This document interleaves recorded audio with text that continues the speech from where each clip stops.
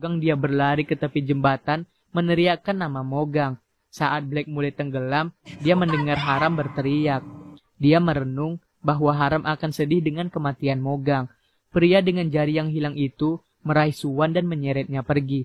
Black terus tenggelam lebih dalam ke dalam air. Tiba-tiba matanya terbuka. Black bingung, apa yang terjadi? 뭐야?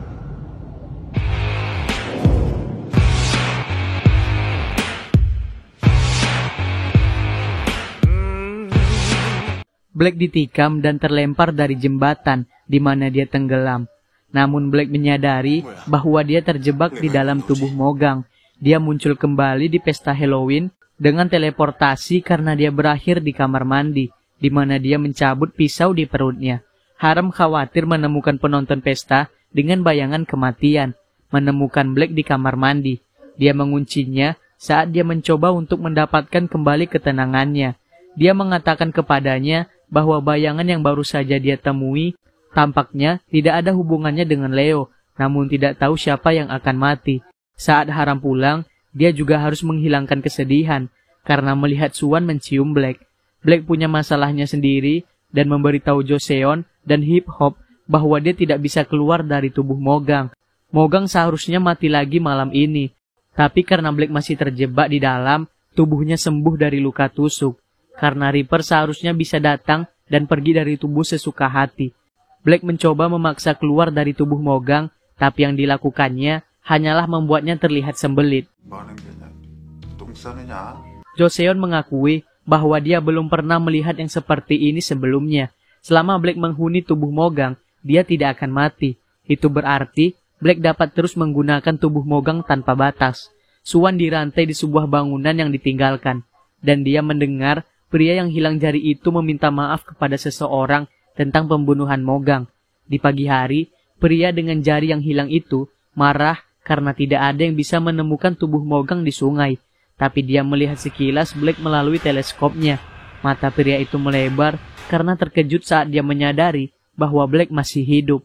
Black kesal karena dia tidak bisa berteleportasi, tapi kemudian menemukan kunci mobil Mogang di sakunya. Black yakin bahwa dia bisa mengemudi. Dia berhasil membuat mobil berjalan hanya untuk menabrak mobil lain saat dia mencoba keluar dari tempat parkir. Mansu pingsan karena minum terlalu banyak di pesta, tapi terbangun saat rumah sakit menelpon ayahnya berubah menjadi lebih buruk.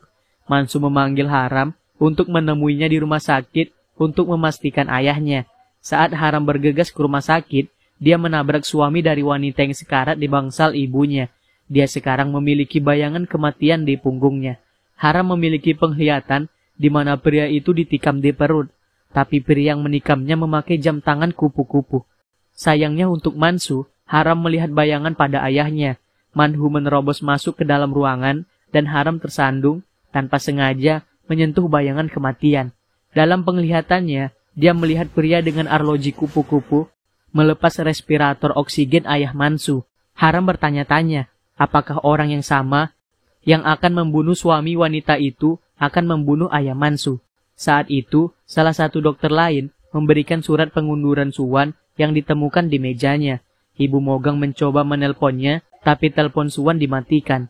Haram bergegas ke bangsal ibunya, menanyakan tentang suami wanita itu. Dia menelpon Black untuk memintanya pergi ke rumah sakit. Haram memberitahu Mansu tentang pria dengan jam tangan kupu-kupu. Haram menyarankan agar mereka menangkap pembunuh kupu-kupu sebelum dia menikam suami Suhi, dan dengan begitu mereka bisa menyelamatkan ayah Mansu. Black akhirnya tiba di rumah sakit. Black menyeret Haram. Haram menemukan clipping berita dan foto runtuhnya toko Mujin, jenis clipping yang sama yang ada di dinding Mogang. Dia mengenali foto seorang anak sekolah berdiri di antara Suhi dan juga suaminya. Itu Sung Chul, salah satu teman Jun yang menawarkan untuk menjaga Haram setelah Jun pindah. Dalam kilas balik, Sung Chul mengingatkan Haram untuk tidak memakai kacamata hitamnya, tapi saat dibuka, dia melihat hampir setiap siswa sekolah, termasuk Sung Chul, memiliki bayangan kematian. Dia memohon pada Sung Chul untuk tidak pergi kemana-mana sepulang sekolah. Dia menunjukkan foto itu kepada Black, menjelaskan bahwa itu adalah sahabatnya Jun saat itu, dan bahwa dia dan ratusan lainnya meninggal ketika mall baru Mujin runtuh. Meskipun ada kecurigaan korupsi konstruksi, kasus keruntuhan itu ditutup ketika pemilik bangunan, Woo Byung-sik, mencoba melarikan diri dari negara itu. Sebaliknya, dia mengalami kecelakaan mobil yang membunuhnya, membakar tubuhnya tanpa bisa dikenali. Sung-chul sebenarnya mengatakan kepada orang tuanya bahwa peramal muda mengatakan dia tidak boleh pergi ke mall hari itu, tetapi orang tuanya mengabaikan, bersikeras dia harus bersenang-senang dengan teman-temannya. Saat itu, dia tidak punya uang, sehingga Suhi telah menggadaikan cincin emasnya untuk mendapatkan uang. Tetapi, pada saat Suhi dan suaminya kembali, mall telah runtuh dan tim penyelamat berhari-hari mencari korban selamat. Suhi dan suaminya merasa lega karena nama putra mereka tidak ada dalam daftar mereka yang terbunuh. Black dan Haram berhenti di depan kepala pengunjuk rasa Mall Mujin. Meskipun keruntuhan terjadi 20 tahun yang lalu, masih ada pengunjuk rasa setia yang berjuang melawan ketidakadilan. Kang menjelaskan bahwa ayah Sung-chul, Park Sun-nam, pernah menjadi bagian dari protes. Tetapi, sejak Suhi menerima penyelesaian dari perusahaan untuk berhenti memprotes, membuat pengunjuk rasa lain merasa dikhianati. Black secara tidak sengaja menjatuhkan cangkir tehnya ke kaki Kang, dan saat pria itu melepas sepatunya yang basah, Black menunjukkan bahwa sepatu Kang cocok dengan tanda tapak yang ada di selimut Sunam. Haram memperingatkan Mansu tentang Kang, tetapi Mansu sudah tahu siapa Kang. Sejak ayah Mansu jatuh sakit, Kang telah mengunjunginya secara teratur untuk berdoa baginya. Di Royal Insurance, Manhu bertanya tentang sebuah file. Mansu menerobos masuk ke kantor, bertanya apakah Manhu tahu Kang. Manhu mencemooh bahwa Kang hanyalah penipu serakah yang hanya mementingkan uang. Setelah Mansu pergi, Manhu mendengarkan rekaman audio dari wasiat terakhir ayahnya, di mana dia menyerahkan keseluruhan Royal Group kepada Mansu. Black dan Haram mengikuti Kang ke rumah mahal di pinggiran kota. Haram menyadari bahwa Kang pasti telah menggelapkan uang penyelesaian yang ayah Mansu terus kirimkan setiap bulan. Black menawarkan untuk mencari jam kupu-kupu di rumah Kang. Rumah itu dipenuhi dengan barang-barang bermerek, dan Black dengan cepat menemukan arloji kupu-kupu itu. Haram siap untuk menangkap Kang. Tetapi Black mengatakan mereka harus menunggu dan mencari tahu mengapa Kang pergi ke tempat Sunam. Mereka kembali ke kamar Sunam, dan saat Haram dengan panik mencari barang-barang milik pria itu, Black terganggu oleh nyamuk yang mengganggu. Black menampar dinding, tetapi itu memicu tempat persembunyian rahasia di langit-langit terbuka. Di dalamnya ada bukti penggelapan Kang yang telah dikumpulkan Sunam selama bertahun-tahun, dan bisa menjadi alasan mengapa Kang ingin membunuhnya. Setelah Kang ditangkap, Haram lega karena ayah Sunam dan Mansu akan baik-baik saja, karena pria dengan jam tangan kupu-kupu itu sekarang terkunci. Seorang perawat memberitahu Haram bahwa Sunam ada di rumah sakit, jadi dia dan Black bergegas. Saat Black menunggu di dalam mobil, dia melihat Sunam meninggalkan rumah sakit dengan 2 Reaper mengikutinya. Sebuah kilas balik mengungkapkan bahwa Kang menghadapi Black di rumahnya, tetapi Black dengan mudah menjatuhkannya. Kang mengaku bahwa dia benar-benar mencuri arloji dari kamar Sunam. Jika Kang bukan pembunuhnya, maka pasti ada orang lain. Kwang Kyun masih melanjutkan penyelidikan atas kematian Jin Suk, dan dia percaya seorang pria yang memakai arloji kupu-kupu entah bagaimana bertanggung jawab. Kwang Kyun memiliki rencana untuk bertemu dengan beberapa nyonya yang mengenal Jin Suk ketika dia tinggal di Mujin. Pertama, dia harus memastikan bahwa tim lain tidak boleh mencuri kasusnya. Tapi ada satu detektif tertentu yang tertarik untuk mengambil alih kasus Jin Suk. Orang yang sama yang mengirim fax catatan telepon Jin Suk kepada pria yang tidak memiliki jari. Memberitahunya tidak ada seorang di sini yang tahu apa yang terjadi pada Black. Pria dengan jari yang hilang merasa aneh bahwa Black tidak melaporkannya setelah pria itu mencoba membunuhnya. Ketika Haram memanggil Black untuk menanyakan apakah dia melihat Sunam meninggalkan rumah sakit, Black langsung berbohong meskipun dia mengikuti truk pengiriman Sunam. Meskipun Mansu dan Haram yakin bahwa Kang adalah pembunuhnya, Haram menyadari bahwa bayangan ayah Mansu masih ada. Mansu dan Haram mempelajari rekaman CCTV rumah sakit untuk mencari Sunam pergi. Haram bertanya-tanya bagaimana Black tidak melihat pria itu pergi. Mereka menuju ke perusahaan minuman, tapi Sunam sudah pergi. Namun, Mansu mengenali bagian dari kostum teman keponakan yang ditemukan di truk pengiriman. Mansu dan Haram pergi ke hotel tempat Stephen tinggal bersama ibunya. Ibu Stephen menjelaskan bahwa mereka sebenarnya tinggal di Filipina, tetapi kembali ke Korea untuk mengunjungi pembantu rumah tangga favorit Stephen. Ketika ibu Stephen bersikeras putranya meninggalkan Korea, Haram tahu bahwa Stephen telah diculik oleh Sunnam. Ibu Stephen memerintahkan mereka untuk keluar dengan keras. Sementara itu, Black mengikuti Sunnam ke sebuah gedung kosong, di mana dia menyiapkan kamera untuk merekam Stephen yang diculik.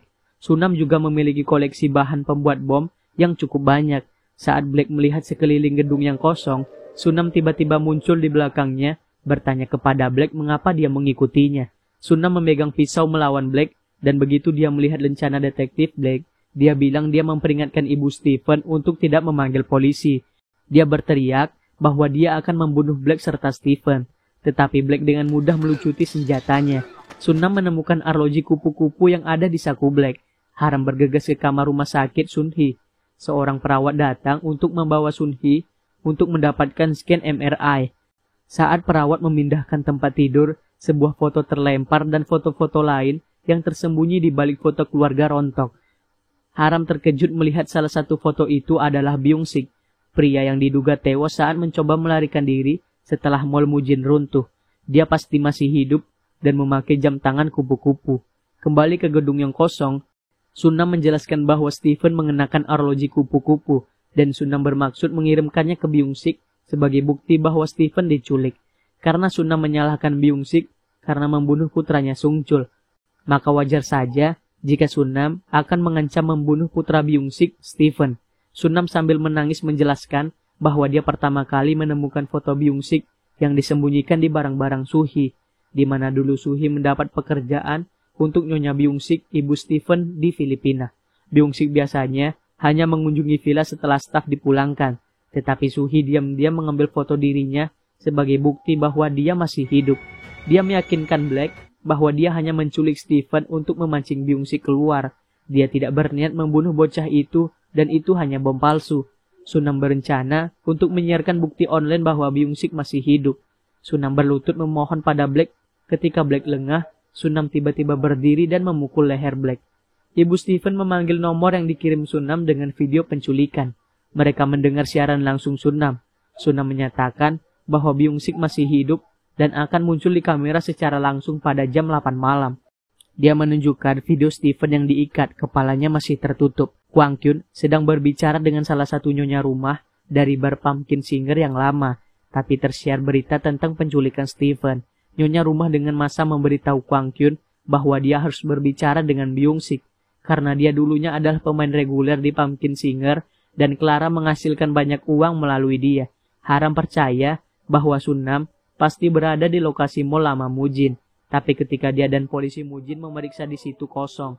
Ketika Haram melihat foto-foto situs tersebut, dia menyadari bahwa Stephen mereka kemungkinan ke lokasi konstruksi mall lain dan menuju ke sana. Siaran Sunnam tidak memberinya simpati yang dia pikir akan dia terima, karena kebanyakan orang berpikir dia gila. Haram dan Mansu bergegas menaiki tangga gedung. Sunnam menekan tombol detonatornya dan sebuah bom meledak. Mansu melemparkan dirinya ke atas Haram untuk melindunginya dari puing-puing yang jatuh.